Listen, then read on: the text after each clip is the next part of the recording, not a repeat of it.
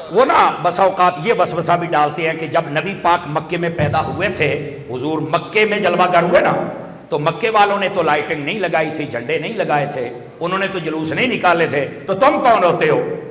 تو میں نے کہا بیٹا یہی بات تو ہے کہ انہوں نے نہیں لگائے تھے اس لیے تو ہم لگا رہے۔ دیکھو جو اللہ نے انتظام کروائے اور کیے، جو فرشتوں سے کہا، اب وہ تو لوگ مانتے نہیں، چلو نہ مانو یار، کوئی ایسی بات نہیں ہے، لیکن یہ بڑے لطف والی بات ہے۔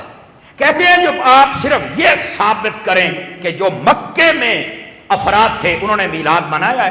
میں نے کہا آپ پہلے مجھے یہ بتائیں کہ جب نبی پاک مکے میں 12 ربیع الاول کی رات آج سے 1450 سال قبل تقریباً جلوہ گر ہوئے، تو اس وقت شہر مکہ میں نبی پاک کی والدہ اور دادا نکال کے بات کر رہا ہوں، محتاط جملہ ہے نا، ان کے علاوہ آپ بتائیں مکے کے اندر ٹوٹل کتنے مسلمان تھے؟ آیا جس رات پیدا ہوئے آیا کہ 10,000 تھے، 20,000 تھے، 30,000 تھے، 40,000 تھے، کتنے تھے؟ کہتے ہیں جی اس وقت تو وہ کافر تھے۔ سمجھ آئی؟ تو میں نے کہا پھر کافر نے بھی کبھی نبی کا جھنڈا لگایا ہے؟ مجھے یہی بتا دو۔ کافر بھی لائٹنگ کرے گا؟ اکھے جی نہیں کرے گا۔ تو میں نے کہا اب بتائیں آپ کون ہیں؟ جی ہم تو مسلمان ہیں۔ کہ میں کہا پھر بندے دا پوت بان کافرانے کام کیوں کرنا، مسلمان والے کام کرنا۔ میں نے کہا جب حضور مکے میں آمد ہوئی تھی اس وقت تو وہ کافر تھے، انہوں نے تو کچھ نہیں کیا۔ میں نے کہا بیٹا اگر اپنی اماں کا دودھ پیا ہے اور میں اس وقت داتا نگر میں بیٹھا ہوں اور میرا چہرہ بھی تقریباً داتا صاحب کی طرف ہی بنتا ہے، تو میں نے کہا مجھے بتا جب میرے مصطفیٰ مدینے میں آئے اور وہاں آگے مسلمان رہتے تھے، انہوں نے بتایا تھا کہ جب مسلمانوں میں آمد ہو تو مسلمان کرتے کیا؟ میں نے کہا یہ آپ نہیں بتائیں گے، یہ امام محمد رضا کا غلام بتائے گا، یہ الیاس قادری کا مرید بتائے گا۔ علماء تشریف فرمائے مسلم شریف کے اندر اگر یہ باتیں نہ ہوں، فقیر ذمہ دار ہے۔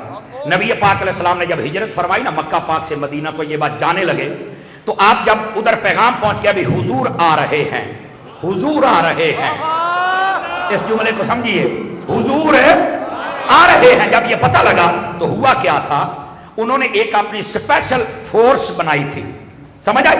وہ ہر روز اسلحہ سے لیس ہو کر وہ نکلتے تھے حضور کے انتظار کے لیے، اور تقریباً 8 دن یا 14 دن یا اس سے زائد دن نبی پاک کا انتظار ہوتا رہا کہ آمد ہوگی تو ہم حضور کا استقبال کریں گے۔ اور جس دن آمد ہوئی تو کیا ہوا؟